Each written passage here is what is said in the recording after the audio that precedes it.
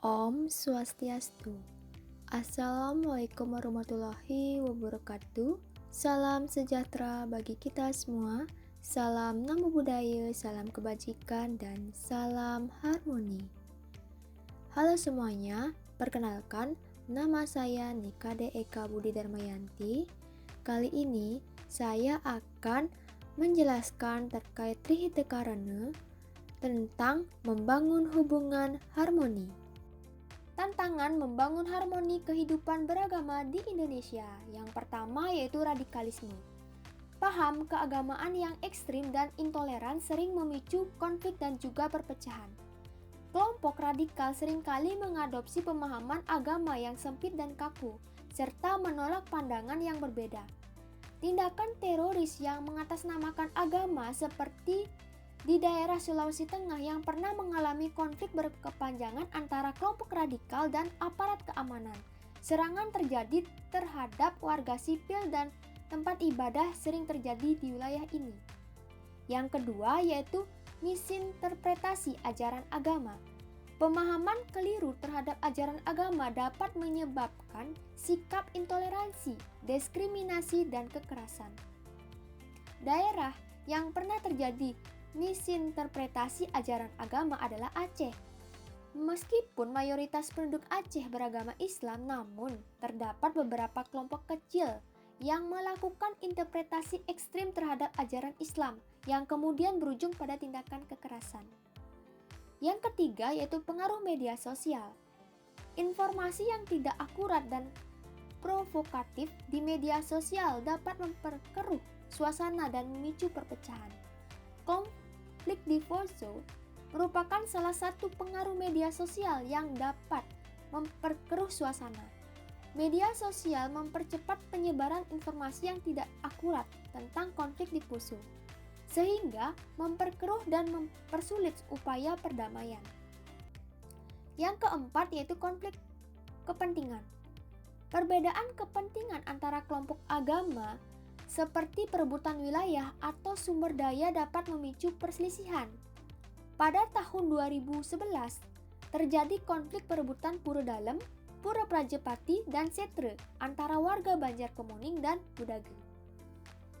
Konflik ini bermula dari perbedaan pendapat mengenai kepemilikan dan pengelolaan pura tersebut. Tidak hanya itu, konflik juga pernah terjadi di daerah Bangli, Desa Panglipuran terkait dengan persertifikatan tanah ayahan desa.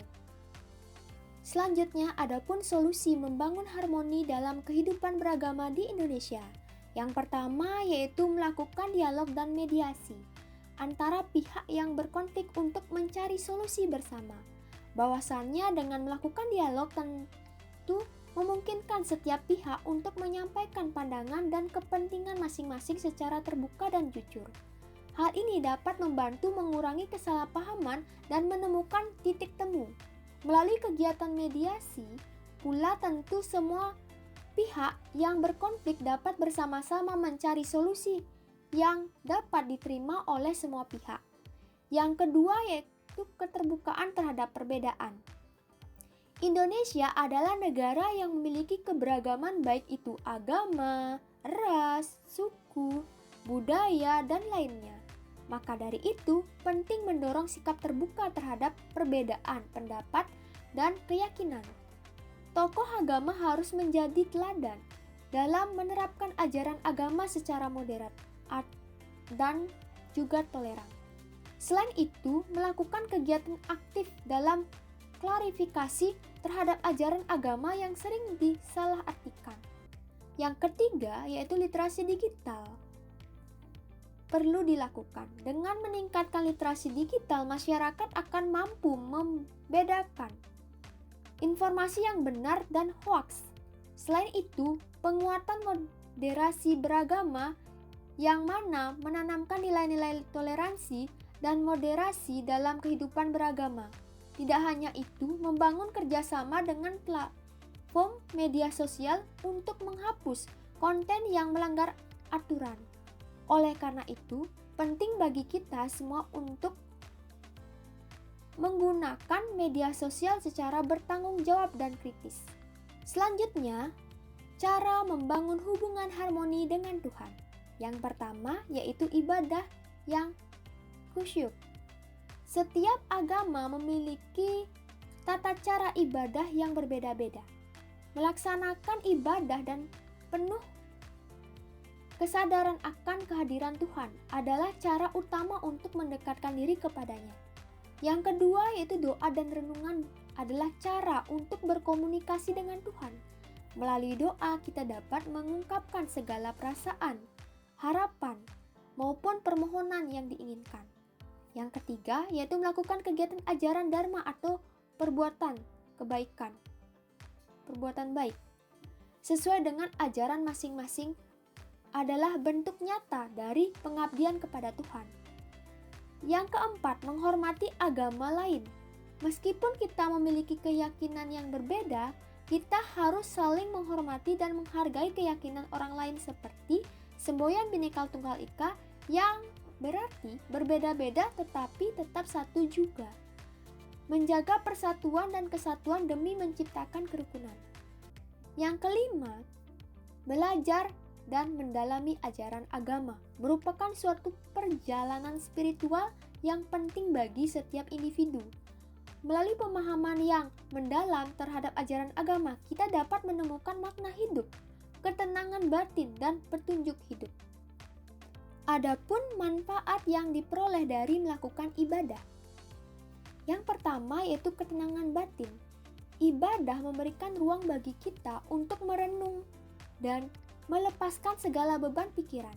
Melalui doa, meditasi, atau ritual keagamaan lainnya tentu akan menemukan kedamaian dan ketenangan jiwa maupun pikiran. Yang kedua, perkembangan diri. Ibadah membantu kita menjadi pribadi yang lebih baik dan lebih bermakna. Yang ketiga, yaitu tujuan hidup lebih teratur dan terarah. Dengan ajaran agama memberikan kita pedoman hidup yang jelas. Melalui ajaran agama, kita memiliki tujuan hidup yang lebih terarah dan termotivasi untuk mencapai kebaikan.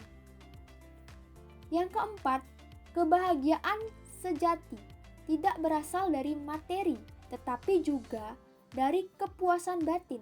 Ibadah membantu kita menemukan kebahagiaan sejati melalui hubungan yang erat dengan Tuhan dan sesama. Yang kelima, kekuatan dalam menghadapi tantangan hidup.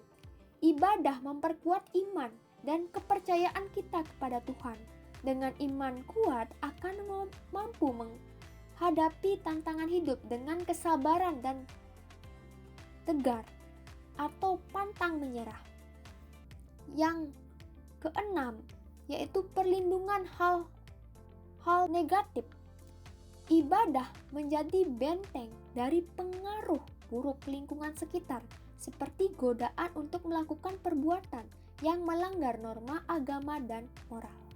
Baik, sekian yang bisa saya sampaikan. Saya ucapkan terima kasih dan saya tutup dengan mengaturkan Parama Santi. Om Santi Santi Santi Om. Wassalamualaikum warahmatullahi wabarakatuh. Salam sejahtera bagi kita semua. Salam Namo Buddhaya, salam kebajikan, dan salam harmoni.